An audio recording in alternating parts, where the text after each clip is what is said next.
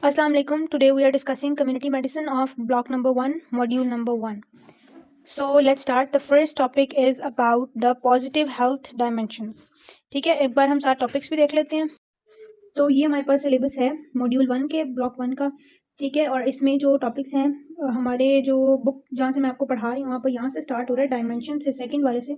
ठीक है, तो फर्स्ट वाला मैं आपको वर्बली बता दूंगी. उसके बाद ये कम्युनिटी मेडिसिन का सिलेबस है पूरा. ठीक है, और इसके बाद बिहेवियरल साइंसेस का फर्स्ट मॉड्यूल का ये सिलेबस है, और सेकंड मॉड्यूल का कम्युनिटी मेडिसिन बिहेवियरल साइंसेस का ये सिलेबस है. ये हम डिस्कस करेंगे आज one by one. So first of all we are moving to the community medicine of block number 1, module number 1. So सबसे पहले ना जो सिलेबस में लिखा हुआ है ना, सिलेबस में लिखी हुई हैं कुछ और topics. Changing concepts of health and new philosophy of health. Health के बहुत सारे मॉडल्स आए हैं. ठीक है, पहले समझा जाता था the absence of disease is health, यानी जिसको कोई बीमारी नहीं है उसको हम हेल्थ कह रहे हैं. ठीक है, लेकिन आहिस्ता आहिस्ता विद टाइम ये कॉन्सेप्ट चेंज होते गए. फर्स्ट ऑफ ऑल उन्होंने कहा कि सिर्फ डिजीज की एब्सेंस हेल्थ नहीं होती, इसके साथ इन्वायरमेंटल फैक्टर्स भी इन्वॉल्व होते हैं. ठीक है, पहले इन्वायरमेंटल फैक्टर्स और इकोसिस्टम इन्वॉल्व हुआ, फिर उसके बाद आहिस्ता आहिस्ता इसके अंदर सोशल इंटरेक्शन इन्वॉल्व हुआ. कि सोशल इंटरेक्शन से देखें, अगर किसी को सोशल इंटरेक्शन आप उसका पूरी तरह ख़त्म कर दें तो वो हेल्दी तो नहीं रहेगा. ठीक है, तो सोशली भी उसका हेल्दी होना ज़रूरी है. ऑब्वियसली सोशली उसको कोई डिजीज़ नहीं हो रही, अगर वो लोगों से अलग हम उसको कर रहे हैं तो इसमें कोई डिजीज़ नहीं है, but it is related to health. तो ऐसा ऐसा चीज़ें हेल्थ में ऐड होती गई और एक पूरा होलिस्टिक मॉडल ऑफ हेल्थ बना है जो अब एक्सेप्टेबल है. उसे हम कहते हैं होलिस्टिक मॉडल ऑफ हेल्थ. वो है holistic model of health. Holistic model of health के अकॉर्डिंग हेल्थ के अंदर सारी चीज़ों का ठीक होना ज़रूरी है. पेशेंट का यानी पर्सन का फिजिकली ठीक होना, मेंटली ठीक होना, सोशली ठीक होना. ठीक है, ये सब कुछ इंपॉर्टेंट है. तो health is not merely the absence of disease, but it is the complete state of well being physically, mentally and socially. ठीक है, तो हेल्थ की डेफिनेशन जो है वो कंप्लीट होती है. रिस्पॉन्सिबिलिटी फॉर हेल्थ, अगर हम इसकी बात करें तो वो ये है कि अपने हर चीज़ को कंट्रोल लेके चलना है. अगर आपने पेशेंट आपके पास आया है, आपने सिर्फ उसकी डिजीज़ को ट्रीट नहीं करना, आपने उससे रिलेटेड उसको जो मेंटल इशू हो रहा है, जो सोशली या जो फाइनेंशियली उसके ऊपर बर्डन आ रहे हैं, आपने उनको भी साथ साथ माइंड में रख कर उसको ट्रीट करना है, ताकि ऐसा ना हो आप डिजीज़ ट्रीट करते हैं वो फैक्टर्स वहीं के वहीं हैं तो फिर पेशेंट हेल्दी नहीं होगा, चाहे वो डिजीज़ ख़त्म हो जाए या ना हो. ठीक है, तो this is about the first एलोज मेंशन्ड इन द करिकुलम. अब हम चलते हैं अपनी बाकी टॉपिक्स पर. सो फर्स्ट आर द अच्छा, हेल्थ में हमारे पास एक पॉजिटिव हेल्थ है. ठीक है, और एक है हमारे पास नेगेटिव हेल्थ. ठीक है, ये जो सिंपल हेल्थ है. ठीक है, सिंपल हेल्थ है, नेगेटिव हेल्थ नहीं है. नेगेटिव हेल्थ एक्चुअली होता है डिजीज. ठीक है, पॉजिटिव हेल्थ वो आइडियल कंडीशन है जिसमें एक पर्सन फुली हेल्दी होगा, फिजिकली भी, मेंटली भी, सोशली भी, इमोशनली भी. ठीक है, हर तरह से वो हेल्दी होगा, उसको हम पॉजिटिव हेल्थ कहते हैं. जैसे हम फिजिक्स के लॉज पढ़ते हैं तो एक आइडियल कंडीशन होती है ना जिसको कभी हम पहुंच नहीं सकते, but we are striving to get that ideal conditions, हम उसकी कोशिश में लगे रहते हैं. तो positive health is the same thing. तो अगर हम इसको पढ़ें, फिजिकल हेल्थ, पॉजिटिव हेल्थ की डायमेंशंस में 4 चीज़ें हैं. फिजिकल हेल्थ है, मेंटल हेल्थ है, सोशल हेल्थ है, इमोशनल हेल्थ है. फिजिकल हेल्थ क्या है in positive health? It's ability to function optimally. पहले ये कहा जाता था पॉजिटिव हेल्थ में, वही जो मैंने आपको आइडियल वाला कॉन्सेप्ट दिया है कि हर चीज़ फुल ठीक होनी चाहिए. ठीक है, वो अचीवेबल ही नहीं होता था. फिर बाद में उन्होंने कहा कि अचीवेबल तो वो हो नहीं सकता, तो ऐसी कंडीशन होनी चाहिए जिसमें बॉडी ऑप्टिमली फंक्शन कर सके. वो अपना हर फंक्शन जो हर पार्ट का, ब्रेन का, इमोशंस का, सोशल लाइफ का, मेंटल हेल्थ का, जो भी हमारी लाइफ में फंक्शन है, अगर वो सही परफॉर्म कर रहे हैं तो हम उसको पॉजिटिव हेल्थ कंसीडर कर सकते हैं. It includes aspect such as physical health में physical fitness, absence of illness and disease and the maintenance of a healthy body weight. Mental health में इमोशनल एंड साइकोलॉजिकल वेलबींग आ जाती है. ठीक है, कि आपने स्ट्रेस को, टेंशन्स को, लाइफ में आने वाले कुछ ट्रॉमास को कैसे टैकल करना है. सोशल हेल्थ में क्या है कि हम अपने रिलेशनशिप्स को, सोसाइटी के साथ जो हमारे अदर इंटरेक्शंस हैं उनको कैसे लेके चलना है, उसमें आपका रोल क्या है, या लोग आपको कैसे ट्रीट कर रहे हैं और आप उसको कैसे ले रहे हैं, ये सारा सोशल हेल्थ में आ जाता है. तो उसकी क्वालिटी कैसी होगी. Emotional health refers to the ability to recognise, understand and manage our emotions in a healthy way. ठीक है, then we have the determinants of health. अच्छा, डिटर्मिनेंट्स ऑफ हेल्थ आपने याद कर लेने हैं. डिटर्मिनेंट्स ऑफ हेल्थ में ना आउटसाइड, अच्छा, डिटर्मिनेंट्स और डायमेंशंस में डिफरेंट है. डायमेंशंस क्या है? एस्पेक्ट्स हेल्थ के, फिजिकल, सोशल, मेंटल और इमोशनल. जबकि डिटर्मिनेंट्स क्या है कि हेल्थ को कौन कौन सी चीज़ डिटर्मिन कर रही है. वो इन्वायरमेंटल फैक्टर्स हो सकते हैं, वो सोशल फैक्टर्स हो सकते हैं, वो हमारे पास हेल्थ केयर सिस्टम है, हमारे लोग हैं इर्द गिर्द के, हमारा एक दूसरे के साथ बिहेवियर है, इस चीज़ को हम डिटर्मिनेंट्स कह रहे हैं. ठीक है, तो individual behaviour, social and economic factors, physical environment and health care system. Individual behaviour क्या है कि डाइट, हमारा exercise, substance use and adherence to medical advice significantly impact health outcomes. ठीक है, तो इंडिविजुअल बिहेवियर बहुत क्रूशियल रोल प्ले करता है डिजीज प्रिवेंशन। फिर है सोशल एंड इकोनॉमिकल फैक्टर्स। एक देखिए, अब एक गरीब मेडिसिन अफोर्ड नहीं कर सकता, अमीर कर सकता है, तो उन दोनों का हेल्थ का पर्सपेक्टिव डिफरेंट है। डाइट, दोनों का जो डाइट है वो बिल्कुल एंटायरली डिफरेंट है। ठीक है, तो इस वजह से सोशल और इकोनॉमिक स्टेटस बहुत मैटर करता है। उसके बाद है फिजिकल एनवायरनमेंट। ऑब्वियसली एक इंसान अगर क्लीन एनवायरनमेंट में रहता है तो उसको डिजीज होने के चांसेस बहुत कम है as compared to the person जो कि एक डर्टी माहौल में रह रहा है और उसको बहुत ज़्यादा वो ससेप्टेबल है गेटिंग इन्फेक्शंस। तो ये भी डिटर्मिनेंट है हेल्थ का। हेल्थ केयर सिस्टम यानी जो हेल्थ केयर सर्विसेज उस एरिया में प्रोवाइड की जा रही हैं, अगर आप एक अच्छे कंट्री में रहते हैं तो वहाँ पर हेल्थ केयर सर्विसेज अच्छी होंगी as compared to low income country जहाँ पर हेल्थ केयर सर्विसेज भी जो है वो लो होंगी। तो दीज आर सम डिटर्मिनेंट्स। उसके बाद है जी physical quality of life index and human developmental index. ये दो टर्म्स हैं, ठीक है, जिससे हम मैयर करते हैं किसी की भी क्वालिटी ऑफ लाइफ इंडेक्स। यानी एक पर्सन की हम उसमें हम उसकी इनकम लेंगे, हम उसकी लॉन्गेटिविटी यानी उसकी लाइफ एक्सपेक्टेंसी चेक करेंगे, फिर हम उसका नॉलेज लेंगे और फिर हम उसके लिटरेसी रेट को, इन सब चीज़ों को कंपेयर करके हमने एक क्वालिटी ऑफ लाइफ इंडेक्स और ह्यूमन डेवलपमेंटल इंडेक्स बनाया हुआ है। ठीक है, जो ह्यूमन डेवलपमेंटल इंडेक्स है वो डेवलपमेंट से रिलेटेड है, यानी उसमें हम life expectancy at birth check करते हैं।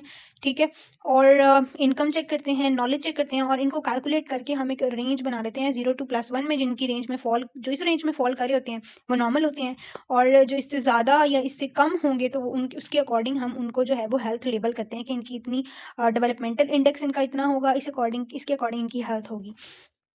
ठीक है, ये आपने याद कर लेना है। ह्यूमन डेवलपमेंटल इंडेक्स में लॉन्गिटिविटी होती है, इनकम होती है और नॉलेज होता है। ठीक है, और लॉन्गिटिविटी में लाइफ एक्सपेक्टेंसी एट बर्थ है और क्वालिटी ऑफ लाइफ इंडेक्स में life expectancy at 1 year age. ठीक है, बर्थ पर लाइफ एक्सपेक्टेंसी यानी उस पॉपुलेशन में हम देखेंगे कितने बच्चे जिंदा पैदा हुए हैं।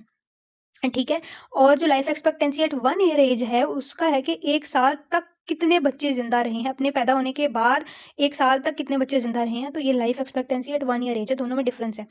इन्फेंट मोर्टेलिटी रेट, कितने बच्चे इन्फेंट यानी विद इन 1 ईयर डेथ हो गई है उनकी, और लिटरेसी रेट, इसको कैलकुलेट करके भी हमने 0 to 100 की एक रेंज बनाई है विच इज़ नॉर्मल। ठीक है, और बाकी हम उसके अकॉर्डिंग जो है पेशेंट्स को हमने, पर्सनस को हमने सेपरेट किया हुआ है on the basis of their quality of life index. Then we have health indicators. Health indicators, health की डायमेंशन, हेल्थ के डिटर्मिनेंट्स, इन तीनों में आपको डिफरेंस पता होना चाहिए। हेल्थ इंडिकेटर्स यानी कौन सी ऐसे टर्म्स हैं, कौन सी ऐसे मेजर्स हैं जिनसे हम किसी की हेल्थ को इंडिकेट कर सकते हैं कि वो इतना हेल्दी है, वो इतना हेल्दी है, वो इतना हेल्दी है। तो ये हमने कुछ वैल्यूज़ बनाई हुई हैं। ठीक है, जैसे मोर्टेलिटी, अब हमें किसी पॉपुलेशन की मोर्टेलिटी रेट पता चल जाए तो हम बता सकते हैं इस पॉपुलेशन कितनी हेल्दी है। किसी का लाइफ एक्सपेक्टेंसी पता चल जाए तो बता सकते हैं, डिजीज़ रेट पता चल जाए तो बता सकते हैं, डिसेबिलिटी रेट पता चल जाए तो बता सकते हैं, न्यूट्रिशन स्टेटस पता चल जाए। तो ये इंडिकेटर्स हैं जो इंडिकेट करें हमें कि इस पर्सन की, इस पॉपुलेशन की हेल्थ जो रेशियो है वो ये हो सकती है। ये एक एस्टिमेट ही हम इससे लगा सकते हैं। ठीक है, सबसे पहले मोर्टेलिटी इंडिकेटर्स, तो हम मोर्टेलिटी इंडिकेटर्स में ये टर्म्स जो हैं कैलकुलेट करते हैं, जिसमें क्रूड डेथ रेट होता है, ओवरऑल डेथ रेट होता है, कितने लोग मर गए हैं, लाइफ एक्सपेक्टेंसीज हैं, infant mortality rate under 5, children mortality rate, maternal mortality rate. Morbidity indicators में किसी डिजीज़ का इंसिडेंस, उसकी prevalence, case fertility ratio, admission, discharge rates, notification rate, ये सब कुछ कैलकुलेट कर सकते हैं। डिसेबिलिटी रेट्स में सर्विलियन इंडेक्स है, हेल है, डेली एडजस्टेड लाइफ है, अच्छा डेली है, डिसेबिलिटी फ्री लाइफ एक्सपेक्टेंसी, ये कुछ टर्म्स हैं। ठीक है, आपसे हेल और DALY, ये आपसे ऑप्शंस में और 2-3 और ऑप्शंस ऐड करके पूछा जा सकता है कि इनमें से कौन सा डिसेबिलिटी रेट का हेल्थ इंडिकेटर है। तो आपको पता होना चाहिए HALE है और DALY है। ठीक है, न्यूट्रिशन स्टेटस इंडिकेटर्स में एंथ्रोपोमेट्रिक मेजर्स हैं, prevalence of low birth babies, health care delivery, doctor patient ratio, nurse doctor ratio, utilisation rates. Indicators of social and mental health में सुसाइड रेट, यानी उनकी अगर हमने किसी पॉपुलेशन की मेंटल हेल्थ का अंदाजा लगाना है तो हम उस पॉपुलेशन में चेक करेंगे सुसाइड रेट्स कितने हैं, कितने ट्रैफिक एक्सीडेंट्स के केसेस हो रहे हैं, स्मोकिंग कितने लोग करते हैं। ठीक है, और वहाँ पर बहुत सारे और डिफरेंट मेजर्स, होमिसाइड्स के कितने केसेस रिपोर्ट हुए हैं, यानी घर में तशद्दुद के, क्योंकि because this aids to the mental traumas. Environmental indicators क्या हो सकते हैं, आप उसकी पॉपुलेशन की एयर पोल्यूशन रेट चेक करें, नॉइस पोल्यूशन रेट चेक करें, वेस्ट, रेडिएशन, हर चीज़ वो चेक करें तो आपको इंडिकेशन हो सकती है।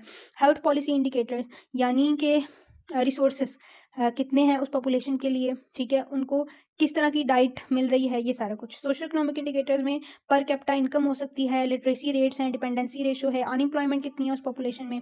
उसके बाद लास्ट है indicators of quality of life, ठीक है। क्वालिटी ऑफ लाइफ में हम फिर लिटरेसी में आ जाते हैं बिकॉज इट्स इंपॉर्टेंट, और इन्फेंट मोर्टेलिटी के वहाँ पर और life expectancy at 1 year of age. तो ये हमारे पास क्वालिटी ऑफ लाइफ के इंडिकेटर्स हैं, ये हमने ऊपर भी पढ़े हैं, ठीक है। ये life expectancy, infant mortality rate और लिटरेसी रेट।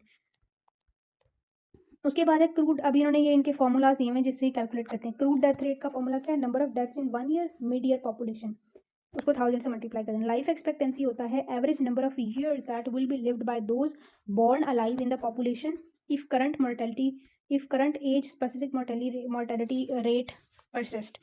यानी अगर इसी जो अभी का मोर्टेलिटी रेट है कि एक पॉपुलेशन में लेट्स सपोज 10 लोग मर रहे हैं, तो जो बाकी के लोग हैं वो उसी टाइम में कितने जिंदा रह रहे हैं, कितने साल जिंदा रह रहे हैं, ठीक है। Infant mortality rate, number of death of infant children less than 1 year of age in a year.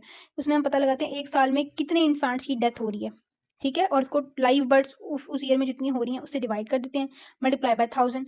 Under 5 child mortality rate, ये अंडर 5 के बच्चों के लिए है। मैटरनल मोर्टेलिटी रेट, यानी प्रेगनेंसी में या चाइल्ड बर्थ वाले टाइम पर कितनी वुमेन की डेथ हो रही है एक साल के अंदर, और number of total women at there reproductive age, इनको हम डिवाइड करके 1000 से मल्टीप्लाई कर देते हैं। और इंसिडेंस होता है number of new cases in a given period of time, यानी किसी डिजीज के एक गिवन पीरियड ऑफ टाइम में कितने नए केसेस आए हैं और कितनी पॉपुलेशन उस टाइम पर उसके रिस्क में थी। इन दोनों को डिवाइड करके हम 1000 से मल्टीप्लाई करें तो इंसिडेंस रेट आ जाता है, ठीक है। अब ये देखें हेल और आपको सर्वेलेंस इंडेक्स क्या होता है, it is calculated by subtracting probable duration of disability from life expectancy. Let's suppose किसी पर्सन को 40 साल की उम्र में एक्सीडेंट हुआ, वो माजूर हो गया, जो टोटल उसने ज़िंदगी जो है वो गुजारी 80 ईयर्स, यानी अब हम 80 में से 40 माइनस करेंगे तो 40 साल उसने जो है वो उसका सर्विलियन इंडेक्स होगा, यानी 40 साल उसने डिसेबिलिटी के जो है वो बगैर गुजारे थे। हेल क्या है, health adjusted life expectancy is based on life expectancy at birth, it is number of years a new born is expected to be live in full health, ठीक है। ये एक एक्सपेक्टेंसी रेट होता है। डेले क्या है, डेली एडजस्टेड लाइफ ईयर माइयर्स overall disease burden, it represents number of years lost due to ill health. जो हेला है वो इसका उल्टा है, उसमें हम हेल्थ वाले का एक्सपेक्ट कर रहे होते हैं और डेली में डिजीज़ वाले ईयर्स एक्सपेक्ट कर रहे होते हैं। बेड ऑक्यूपेंसी रेट भी आप कैलकुलेट कर सकते हैं।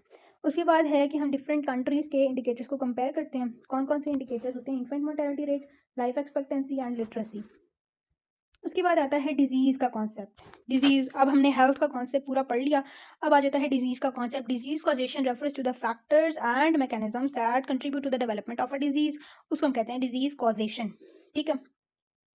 इसमें हम कॉज और रिस्क फैक्टर्स को डील करते हैं जो कि उस डिजीज़ को करवा रहे होते हैं। फिर नेचुरल हिस्ट्री ऑफ डिजीज़, कि हर डिजीज़ की ना एक नेचुरल हिस्ट्री होती है, ठीक है। जैसे फॉर एग्जांपल अगर मैं मिसाल दूँ तो मच्छर के, जैसे मलेरिया है, मलेरिया हमारी बॉडी में डिजीज़ कॉज करता है, सॉरी ट्रिपोनीमा पैलिडम है, ठीक है। मॉस्किटो के ज़रिए से हमारी बॉडी में मलेरिया कॉज करता है, ठीक है। अब हमने ट्रिपोनीमा पैलिडम हमारी बॉडी में कहाँ से आया, वो मलेरिया बना हमारी बॉडी में, तो वो मच्छर ने हमें काटा तो बना, तो वो मच्छर के पास कहाँ से आया, ठीक है। अगर मच्छर के पास कहीं से आया तो वो उसकी पूरी क्या हिस्ट्री थी, ठीक है। मच्छर कहाँ गया, क्या क्या हुआ, ये सारा है natural history of a disease, ठीक है। उसके बाद है जर्म थ्योरी ऑफ डिजीज़।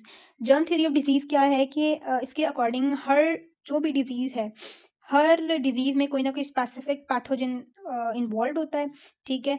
और ये पैथोजन जो हैं ये person to person different routes के ज़रिए से ट्रांसमिट हो सकते हैं। ये थ्योरी लुई पास्चर ने प्रपोज की थी और रॉबर्ट कोच ने इसको एक्सपैंड किया था। उसके बाद आया था मल्टीफैक्टोरियल कॉजेशन। मल्टीफैक्टोरियल कॉजेशन क्या कहता है कि एक डिजीज़ को कोई एक फैक्टर कंट्रोल नहीं कर रहा होता, उसकी कोई एक कॉज नहीं होती, मल्टीपल कॉजेज मिलकर वो डिजीज़ कॉज कर रही होती हैं, मल्टीपल फैक्टर्स मिलकर वो डिजीज़ कॉज कर सकते हैं, जिसमें जेनेटिक प्रीडिस्पोजिशन है, nutritional status, environmental exposure, lifestyle, economic factors, individual behaviour, हर चीज़। तो इसको हम कहते हैं मल्टी फैक्टोरियल कॉजेशन। इसके बाद कॉन्सेप्ट आता है इसमें ही इसको हम वेब ऑफ डिजीज कॉजेशन भी कहते हैं, क्योंकि कोई एक फैक्टर नहीं होता, मल्टीपल फैक्टर्स होते हैं, जैसे यहाँ पर दिखाया हुआ है कि smoking, stress, hormones, obesity, diet, water, cholesterol, physical activity, genetic factors, hypertension, hypertensive disease, stroke, ये सारा कुछ एक दूसरे से इंटर रिलेट हुआ है, इसे हम कहते हैं web of causation. It recognizes that disease causation is influenced by a complex interplay of multiple factors at various levels, including individual, interpersonal, community, and social levels. This model acknowledges the multifactorial nature of diseases and highlights the intricate relationships and interactions among various determinants. Then we have epidemiological triad. हर disease का एक हमारे mind में scientist ने क्या किया, उसको थोड़ा सा कंसाइज करने के लिए उसका एक एपिडेमियोलॉजिकल ट्राइएड बनाया, यानी उस डिजीज का क्या होस्ट है, क्या उसका एजेंट है, और क्या उसका इन्वायरमेंट क्या है उस वक्त। ये तीनों चीज़ें मिलती हैं तो डिजीज होती है। अगर इन तीनों में से एक भी चीज़ एब्सेंट होगी तो डिजीज नहीं होगी। ठीक है, तो ये तीनों एक दूसरे से इंटरेक्ट करती हैं। This is very important. Triad का एक ना एक एमसीक्यू लाजमी आ जाता है, तो आपने ये तीन चीज़ें याद रखनी है, होस्ट, एजेंट एंड इन्वायरमेंट। अभी हम आगे पढ़ेंगे एपिडेमियोलॉजिकल एक ट्रायंगल भी होता है, ये देखें। ठीक है, इसमें होस्ट, एजेंट, इन्वायरमेंट ये तीनों चीज़ें हैं, लेकिन इसमें साथ सेंटर में आ जाता है टाइम। ठीक है, उसको हम एपिडेमियोलॉजिकल ट्रायंगल कहते हैं। मे बी वो आगे हो, नहीं। ठीक है, ये ट्रायंगल में आपने याद रखना है, सेंटर में टाइम होता है कि इन तीनों चीज़ों का एट अ टाइम, एक सिंगल टाइम में होना बहुत ज़रूरी है। होस्ट कहीं है, एजेंट कहीं है, इन्वायरमेंट कहीं है, तो भी डिजीज नहीं हो सकती। इन तीनों का इकट्ठा होना और एक टाइम पर इकट्ठा होना बहुत ज़्यादा ज़रूरी है।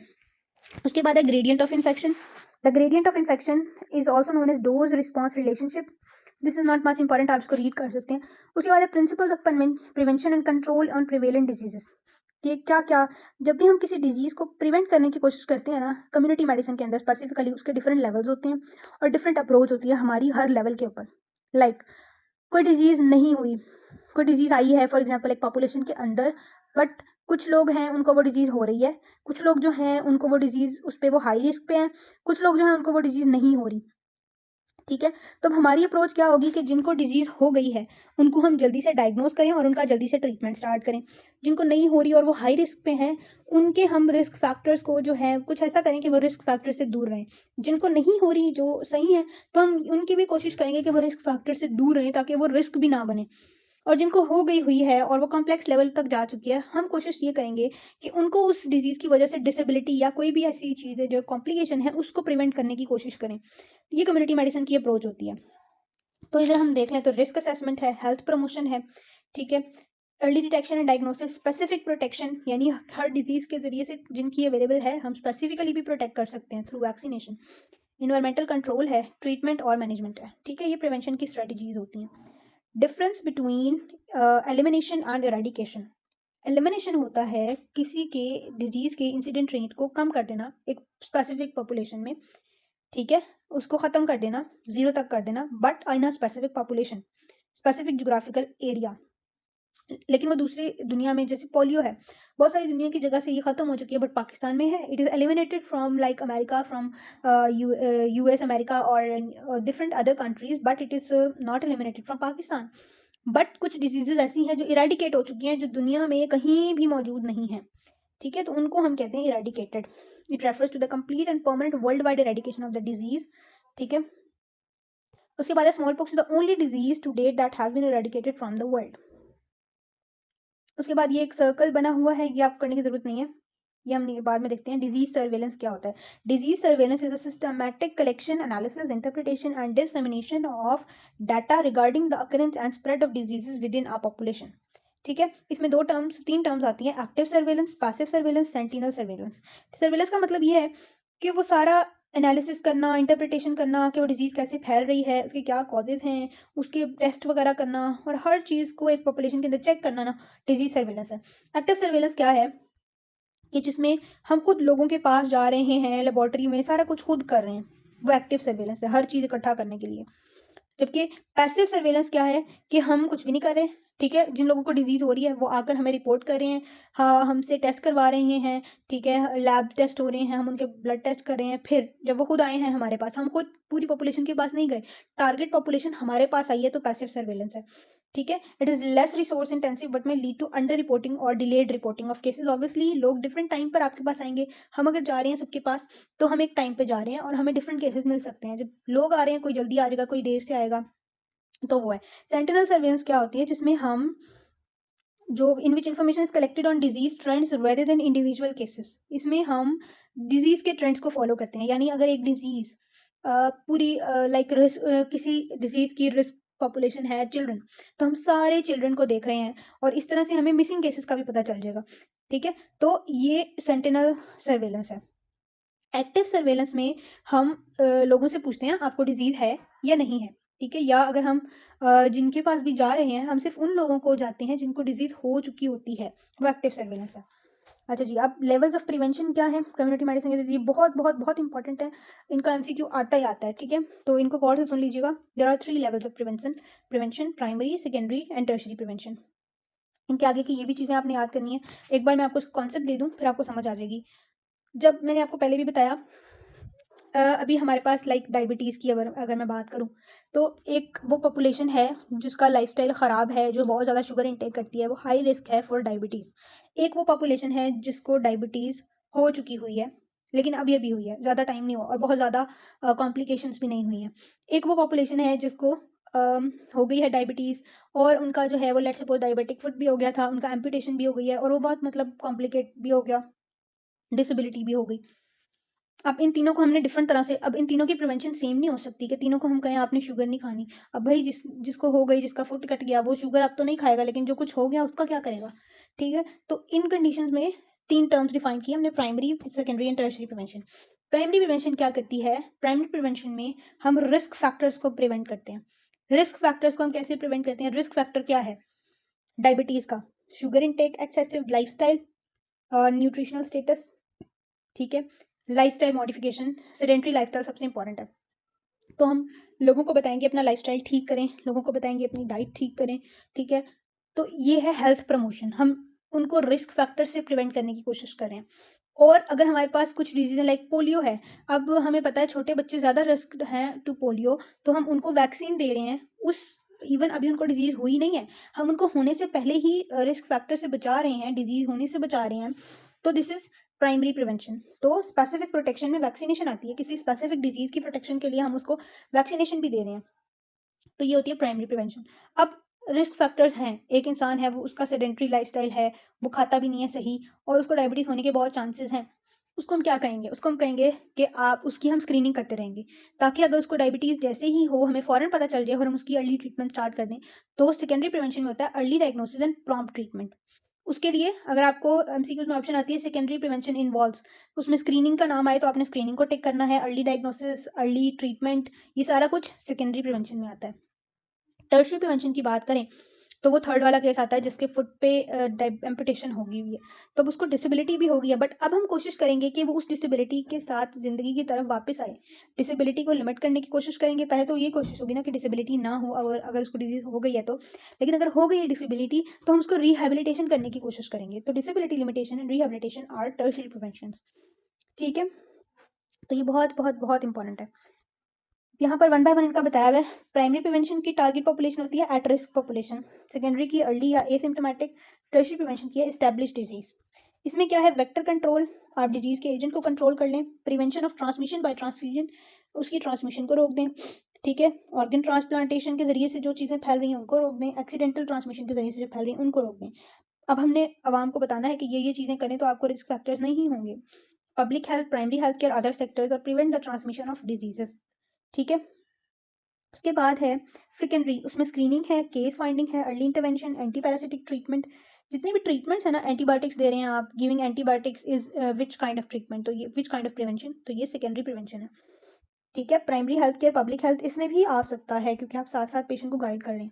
प्रिवेंट और inhibit disease in cases where infection has occurred, ठीक है? जिनमें हो चुका है हम उनको कोशिश करेंगे कि डिजीज को रोक दें उस वक्त, ये इंटरमीडिएट फॉर्म होती है। उसके बाद है टर्शरी प्रिवेंशन, सिम्टोमेटिक ट्रीटमेंट होती है, anti parasitic treatment, pharmacological intervention, non pharmacological intervention, management of complication, continuing care, specialist services, hospital care, prevent morbidity and mortality once disease is established, ठीक है?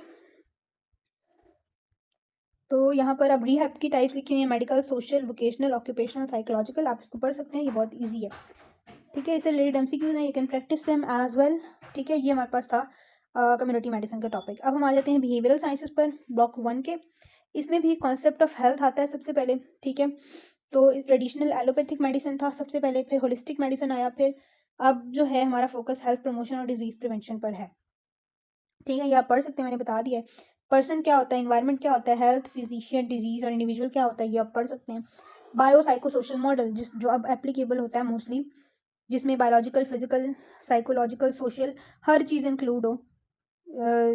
अगर इनमें से कोई भी चीज़ एब्सेंट होगी या कोई भी चीज़ ख़राब होगी तो डिजीज़ हो सकती है, ठीक है? उसके बाद है न्यूरोबायोलॉजी ऑफ मेमोरी, मेमोरी क्या है, मेमोरी क्या होती है?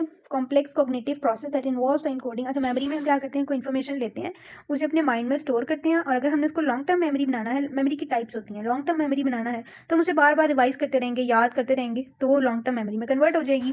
उसकी वजह क्या होती है कि जब हम एक न्यूरॉन्स को बार बार एक्टिवेट करते रहते हैं तो क्या होता है, वो न्यूरॉन्स जो हैं उनमें डिफरेंट टाइप्स ऑफ न्यूरोट्रांसमीटर्स होते हैं जो कि वो उसके अकॉर्डिंग खुद को जो है वो अकोमोडेट कर लेते हैं। इसको प्लास्टिसिटी कहते हैं, आप सेकेंड ईयर में जाकर पढ़ेंगे। ठीक है, अभी ये चीज़ें इतनी इंपॉर्टेंट नहीं है according to MCQs point of view. पिछली चीज़ें जो हमने पढ़ी हैं वो ज़्यादा इंपॉर्टेंट है और ये मॉडल्स हेल्थ के इंपॉर्टेंट हैं। ठीक है, यहाँ पर इनकी डेफिनेशन लिखी हुई है, आप पढ़ सकते हैं, बहुत ईजी है। उसके बाद है इंटेलेक्चुअल डिसेबिलिटी यानी मेंटल डिसेबिलिटी, जिसमें इंटेलेक्चुअल डेवलपमेंट डिसऑर्डर होता है। न्यूरो डेवलपमेंटल डिसऑर्डर है जिसमें क्या होता है, आपकी इंटेलेक्चुअल फंक्शनिंग और जो लर्निंग और अडेप्टिव स्किल्स है ना, वो जो है वो लिमिट हो जाते हैं। ठीक है, और इसके अंदर ये चाइल्डहुड में मोस्टली अपेयर होती है और इसमें इन पेशेंट्स का IQ लेवल कम होता है नॉर्मल पर्सन से।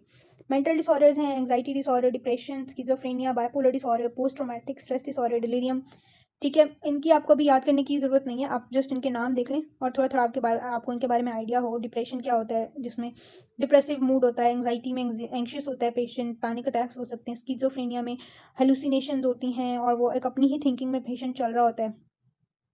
बाइपोलर डिसऑर्डर में ऑल्टरनेटिव एपिसोड्स होते हैं जिसमें एकदम पैनिक हो जाता है, एकदम ठीक हो जाता है, यूफोरिया होता है। ठीक है, और पोस्ट ट्रॉमेटिक स्ट्रेस डिसऑर्डर कुछ ऐसा हुआ होता है, कोई इवेंट ऐसा हुआ होता है जिसके बाद से पेशेंट जो है वो अजीब सा बिहेव कर रहा हो और उसको उसके जो है वो एक अजीब सा उसका जो मेंटल जो बैलेंस है वो ख़राब हो गया।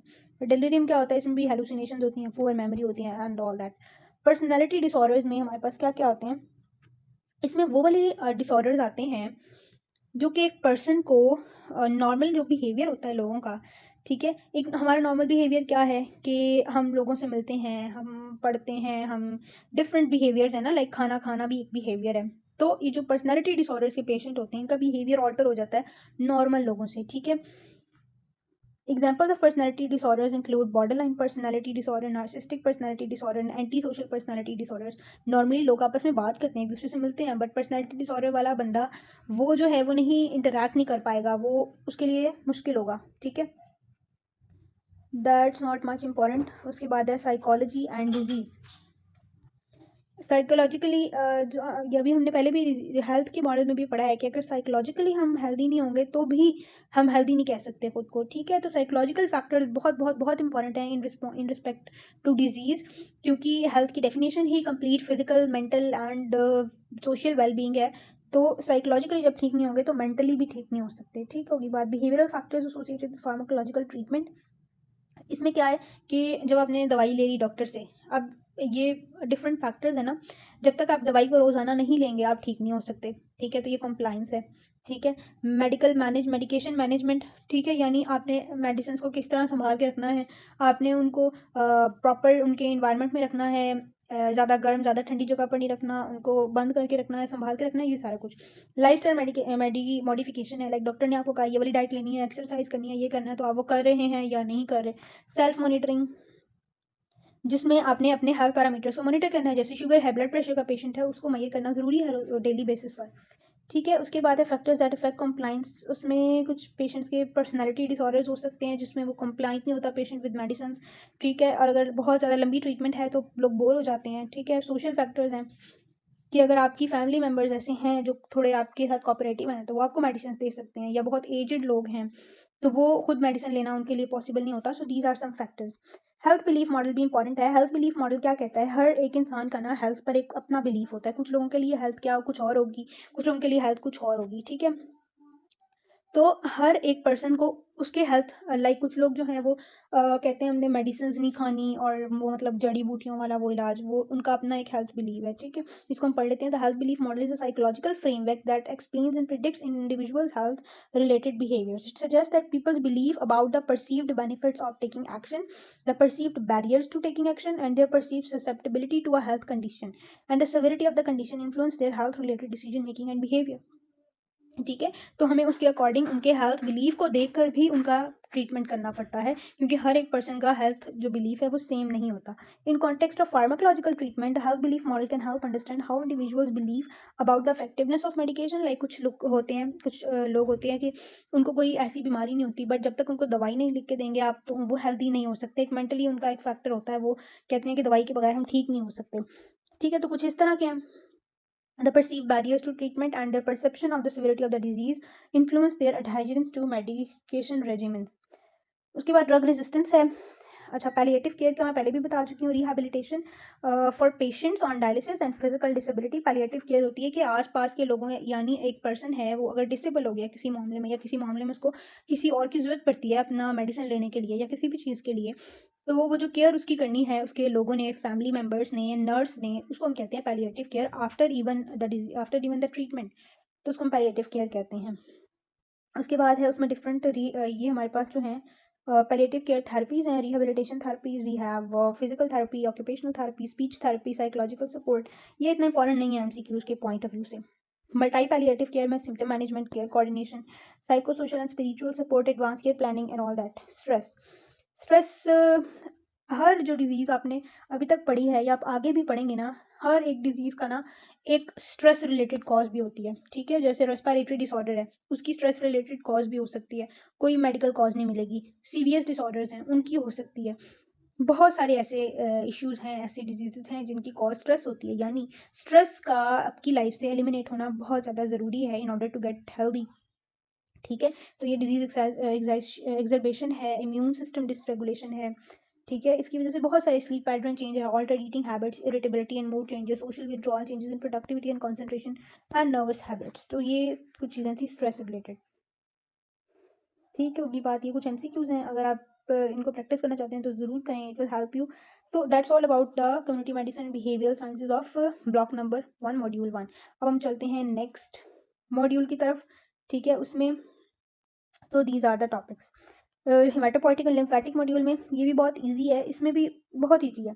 मैं आपको बस ऊपर ऊपर से मेन पॉइंट बताऊंगी। Nutritional aspects of anaemia. आपको पता है हर एनीमिया की टाइप के अकॉर्डिंग ना न्यूट्रिशनल डेफिशिएंसी भी हो सकती है, और उसके अकॉर्डिंग उसको ट्रीट करना है। आयरन डेफिशिएंसी एनीमिया में आयरन रिच फूड होंगे, विटामिन डेफिशिएंसी में विटामिन देंगे। ठीक है, तो ये उनकी लिखे हुए हैं। ठीक है, ये आपको सप्लीमेंट्स इवन याद करने की ज़रूरत ऐसा नहीं है, बस आपको पता होना चाहिए। Psychological aspects of diseases, emotional impact, ये भी हम बात करके आए हैं। Adjustment and adaptation, cognitive factors, her disease के मल्टीपल इफेक्ट्स होते हैं। Stress and coping, social supports and quality of life. Most common blood borne disease in Pakistan, ये भी आपको सारा पता है, इस वजह से मैं इस पर टाइम वेस्ट नहीं करूंगी। रूट्स ऑफ स्प्रेड भी हमने डिस्कस की हुई हैं। ठीक है, फार्माकोलॉजी में भी डिस्कस की हुई हैं, तो ये भी आप पढ़ सकते हैं। ठीक है, इनमें से भी एमसीक्यू ऐसा सच नहीं आएगा, या आएगा तो वो बहुत ईजी होगा, आप उसको सॉल्व कर लेंगे। जेनेटिक काउंसलिंग, बहुत सारी डिजीज़ हैं जो जेनेटिक प्रेडिस्पोजिशन की वजह से होती हैं। ठीक है, जैसे सिकल सेल एनीमिया है, तो आपकी जेनेटिक काउंसलिंग बहुत ज़रूरी है। फैमिली प्लानिंग, फैमिली मैरिजेस, ठीक है, उनके अंदर जो है डिफरेंट इनहेरिटेड डिसऑर्डर्स जो हैं वो जेनेटिकली रन कर रहे होते हैं फैमिलीज़ के अंदर। तो हर एक पेशेंट की जेनेटिक हिस्ट्री लेना भी बहुत ज़्यादा ज़रूरी है in order to make diagnosis. ठीक है, ये इतना सा है। उसके बाद है psychological counselling and information care. ठीक है, इसमें हमारे पास क्या है कि साइकोलॉजिकल काउंसलिंग, यानी कुछ पेशेंट्स हैं जिनको कोई अगर आपके पेशेंट को कैंसर है तो आप उसको साइकोलॉजिकली भी काउंसिल करेंगे कि आपका लेट्स सपोज अगर फर्स्ट स्टेज का है तो आप उसको काउंसिल करेंगे। आपने रेगुलरली थेरेपी सेशंस लेनी है, ताकि आपका जो डिजीज़ है इसमें आपके बाल गिरेंगे, आपको अजीब सा फील होगा, नोजिया होगा, ये होगा, आपने उन्हें काउंसिल करना है, एंड दैट्स टोटली नॉर्मल। ठीक है, ये आपकी डिजीज़ को, आपकी हेल्थ को बेहतर बनाने के लिए ये सब कुछ हो रहा है, so that's very very important. उसमें क्या है, emotional support, psycho education, coping skills development, आप ये सब कुछ उनके साथ काउंसिल करेंगे। Communication and relationship support, adjustment and adaptation, decision making support, psycho social resources and referrals, और बेरीवमेंट support.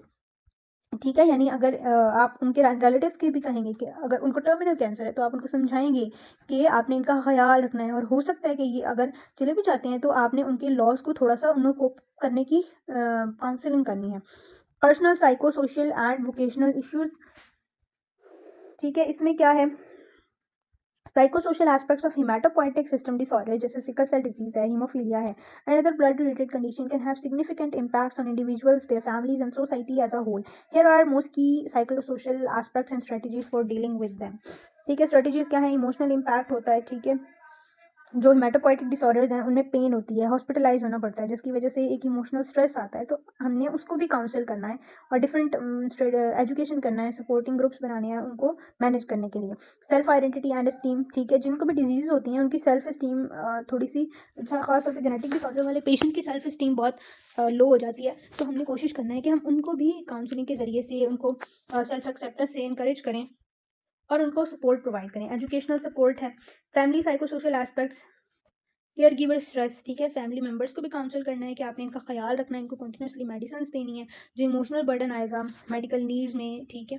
Family dynamics, genetic counselling, societal psycho social aspects, society के लिहाज से भी, अब अगर उन्हें कोई लाइक सिकल सेल एनीमिया है, ठीक है, और जो है उनको ये भी बताएंगे कि लोग, आप अब उन्हें पता है, उन्हें इस बात का भी स्ट्रेस होगा कि लोग मुझे क्या कहेंगे, मुझे इतनी सख्त बीमारी है, मुझसे दूर रहेंगे, सोशली अलग हो जाऊंगा, तो आपने काउंसल करना है कि आपने अपना कोई आप अपनी एक्टिविटी तलाश करें, कुछ ऐसा करें कि आप जो हैं खुद को इंगेज रख सकें, डिफरेंट थॉट्स ना आए आपको इस तरह की, ठीक है। Access to health care and support networks, जो उनकी फैमिली है उनसे कहेंगे इनको सपोर्ट करें, ठीक है। So that's all about the community medicine behavioural sciences of block number 1, ठीक है। इसमें इंपॉर्टेंट टॉपिक्स मैंने आपको बता दिए हैं जिनसे एमसीक्यू आ सकते हैं, ठीक है।